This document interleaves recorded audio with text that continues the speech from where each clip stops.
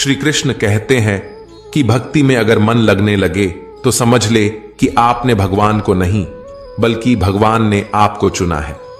मित्रों, आज का ये वीडियो बहुत ही महत्वपूर्ण है क्योंकि आज के इस वीडियो में हम बात करेंगे स्वयं भगवान श्री कृष्ण के श्रीमुख से निकली श्रीमद् भगवद गीता के दिव्य ज्ञान से प्रेरित ऐसे पवित्र और अनमोल विचारों की जो आपके जीवन से सारे दुख, चिंताओं और निराशाओं का अंत करके जीवन को नई ऊर्जा, उमंग और खुशियों से भर देंगे।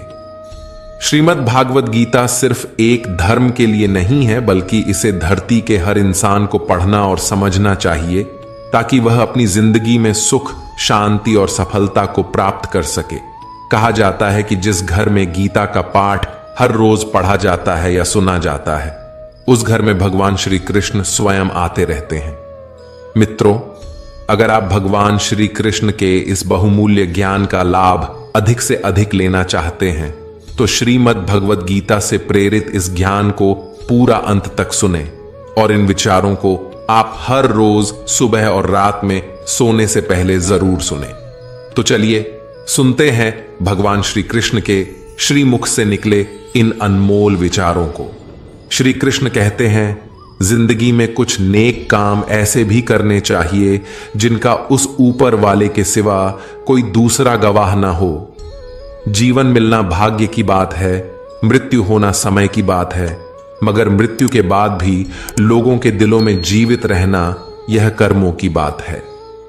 श्रीमद् भगवद गीता में भगवान श्री कृष्ण कहते हैं कि हे अर्जुन, मैं सभी प्राणियों के हृदय में स्थित सबकी आत्मा हूं। संपूर्ण प्राणियों का आदि, मध्य और अंत भी मैं ही हूं। मैं ग्रहों में सूर्य हूं, वेदों में सामवेद हूं, देवों में इंद्र हूं, इंद्रियों में मन हूं। मैं ब्रह्मा हूं, मैं विष्णु हूं, मैं महेश हूं। जलाशयों में मैं समुद्र हूं, पर्वतों में मैं हिमालय हूं। इस संपूर्ण संसार में तुम जो कुछ भी देख पाते हो सब मैं ही हूं। श्री कृष्ण कहते हैं, यह संसार मेरी ही माया है। यह संसार मुझसे ही उत्पन्न हुआ है। मैं ही इसका पालन पोषण करता हूं और मैं ही इस सृष्टि का विनाश भी करता हूं। मैं भूत, वर्तमान और भविष्य के सभी प्राणियों को जानता हूं, लेकिन वास्तविकता में मुझे कोई नहीं जानता। कान्हा कहते हैं, सब्र कोई कमजोरी नहीं होती बल्कि यह वह ताकत होती है जो सभी में नहीं होती। दुआएं कभी खाली नहीं जाती, बस सही वक्त पर कबूल होती है। मनुष्य अपने विश्वास से निर्मित होता है। जैसा वह विश्वास करता है वैसा ही वह बन जाता है।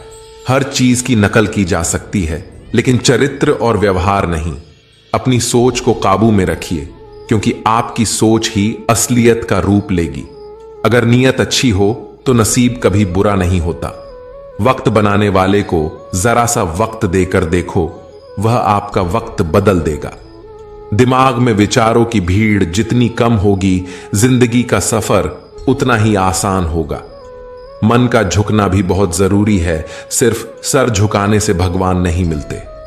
अगर आप उन बातों और परिस्थितियों की वजह से चिंतित हो जाते हैं जो आपके नियंत्रण में नहीं है तो इसका परिणाम समय की बर्बादी और भविष्य का पछतावा है।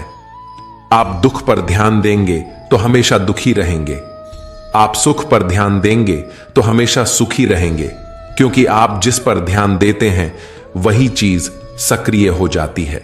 श्रीमद् भगवद गीता में भगवान श्री कृष्ण कहते हैं कि जिस तरह प्रकाश की ज्योति अंधेरे में चमकती है, ठीक उसी प्रकार सत्य भी चमकता है। इसलिए मनुष्य को हमेशा सत्य की राह पर चलना चाहिए। मृत्यु एक अटल सत्य है जिसे कभी बदला नहीं जा सकता है। इस संसार का जब से निर्माण हुआ है तब से जन्म मृत्यु का चक्र चलता आ रहा है। कोई मनुष्य चाहे लाख चीजें जान ले, चाहे वो पूरे जगत को जान ले, लेकिन अगर वह स्वयं को नहीं जानता तो वह अज्ञानी है। कान्हा कहते हैं, अगर कोई आपको ठुकरा दे तो बुरा मत मानना, क्योंकि वे वास्तव में आपकी कीमत नहीं जानते। बुरा वक्त गुजर जाता है, बस उस ऊपर वाले को हमारा सब्र आजमाना होता है। चेहरे पर हमेशा मुस्कान का यह मतलब नहीं कि जीवन में संघर्ष नहीं, बस ऊपर वाले पर भरोसा ज्यादा है। जिंदगी में अगर कुछ बड़ा करना है तब दो चीजें हमेशा याद रखना कि जो खोया है उसका गम नहीं, जो पाया है वह भी किसी से कम नहीं। खराब तबीयत से व्यक्ति जितना कमजोर नहीं होता, उससे ज्यादा वह नकारात्मक विचारों से थकता है। जिंदगी में हम कितने सही और कितने गलत है, यह सिर्फ दो ही शख्स जानते हैं, परमात्मा और अंतरात्मा। नकारात्मक विचारों को अपने मन में प्रवेश करने की अनुमति ना दो, क्योंकि यही वह एक चीज होती है जो हमारा आत्मविश्वास कम कर देती है। कामयाबी कुछ नहीं, बस एक नाकामयाब व्यक्ति के संघर्ष की कहानी होती है।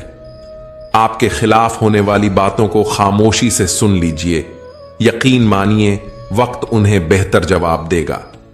जिसने अपने को वश में कर लिया है, उसकी जीत को देवता भी हार में नहीं बदल सकते। अगर लोग आपकी अच्छाई को आपकी कमजोरी समझते हैं, तो यह उनकी समस्या है। आप आईना हो, आईना बने रहो। फिक्र वो करें जिनकी सूरत खराब है। श्रीमद् भगवद गीता में भगवान श्री कृष्ण कहते हैं कि हे अर्जुन, तुम्हारा क्या गया जो तुम रोते हो? तुम क्या लाए थे जो तुमने खो दिया? तुमने क्या पैदा किया था जो नष्ट हो गया? तुमने जो लिया यहीं से लिया, जो दिया यहीं पर दिया। जो आज तुम्हारा है कल किसी और का होगा, क्योंकि परिवर्तन ही संसार का नियम है और समय के साथ संसार में हर चीज परिवर्तन के नियम का पालन करती है। भगवान श्री कृष्ण कहते हैं, कर्म योग ही वह योग है जिसके माध्यम से हम अपनी जीवात्मा से जुड़ पाते हैं। कर्म योग हमारे आत्मज्ञान को जागृत करता है। इसके बाद हम न केवल अपने वर्तमान जीवन के उद्देश्यों को, बल्कि जीवन के बाद की अपनी गति का पूर्वाभास प्राप्त कर सकते हैं। इस योग में कर्म के द्वारा ईश्वर की प्राप्ति की जाती है। श्रीमद् भागवत गीता में कर्म योग को सर्वश्रेष्ठ माना गया है। गृहस्थ और कर्मठ व्यक्ति के लिए यह योग अधिक उपयुक्त है। कर्म योग सिखाता है कि कर्म के लिए कर्म करो, आसक्ति रहित होकर कर्म करो।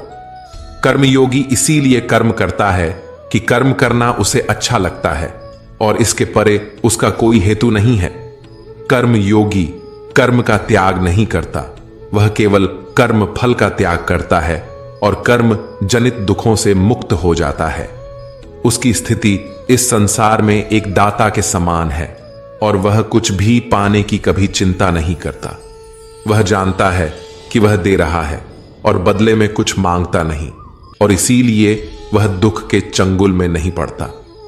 संसार का कोई कार्य ब्रह्म से अलग नहीं है, इसलिए कार्य की प्रकृति कोई भी हो, निष्काम कर्म सदा ईश्वर को ही समर्पित हो जाता है। हे अर्जुन, पुनर्जन्म का कारण वासनाओं या अतिरिक्त कामनाओं का संचय है। कर्मयोगी कर्म फल के चक्कर में ही नहीं पड़ता, अतः वासनाओं का संचय भी नहीं होता। इस प्रकार कर्मयोगी पुनर्जन्म के बंधन से भी मुक्त हो जाता है।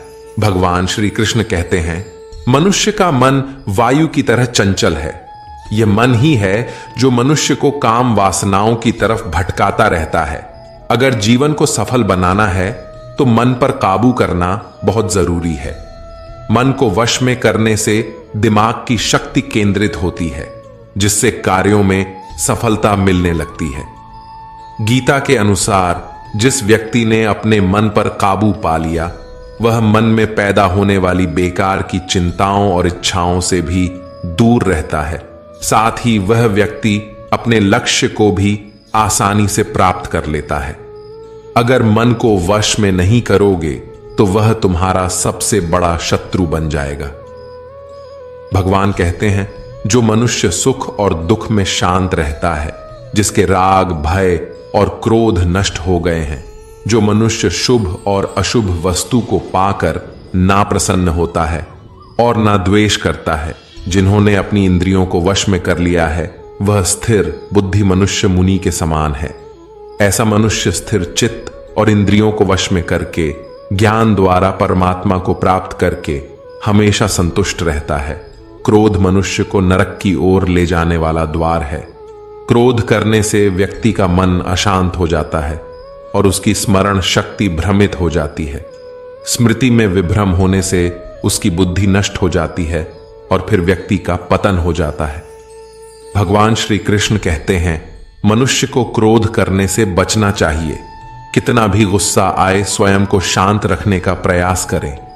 श्री भगवान कहते हैं, जिस प्रकार समुद्र की स्थिति अचल है, भारी से भारी आंधी तूफान आने पर या अनेक नदियों के जल प्रवाह उसमें प्रविष्ट होने पर भी वह अपनी स्थिति से विचलित नहीं होता, मर्यादा का त्याग नहीं करता, उसी प्रकार परमात्मा के स्वरूप में स्थित योगी की स्थिति भी सर्वथा अचल होती है।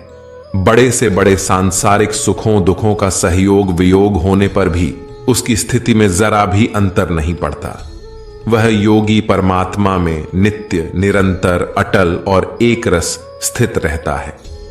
जो मनुष्य संपूर्ण कामनाओं को त्याग कर ममता रहित, अहंकार रहित और मोह रहित होकर विचरण करता है, वही मनुष्य शांति को प्राप्त कर पाता है।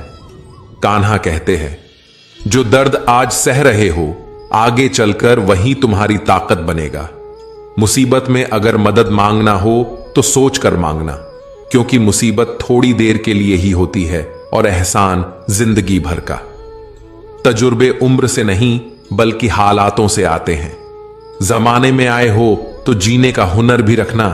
दुश्मन से कोई खतरा नहीं, बस अपनों पर नजर रखना। रात भर गहरी नींद आना इतना आसान नहीं, उसके लिए दिन भर ईमानदारी से जीना पड़ता है। अपनी कमियों को सिर्फ हम दूर कर सकते हैं और कोई नहीं, बाकी सब केवल इनका फायदा उठाना जानते हैं। समय के पास इतना समय नहीं कि वह आपको दोबारा समय दे सके। जो बदला जा सके उसे बदलिए, जो बदला ना जा सके उसे स्वीकार कीजिए, और जो स्वीकारा ना जा सके उससे दूर हो जाइए। लेकिन खुद को खुश रखिए, वह भी एक बड़ी जिम्मेदारी।